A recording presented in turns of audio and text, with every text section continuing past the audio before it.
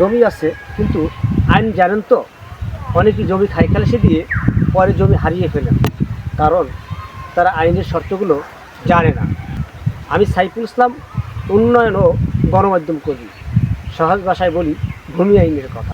বাংলাদেশের 1940 সালের ভূমি সংস্কার অধ্যাদেশ অনুযায়ী খালাসি হলো এমন একটি চুক্তি যেখানে জমির মালিক সাময়িকভাবে জমি অন্য কাউকে চাষের জন্য দেন।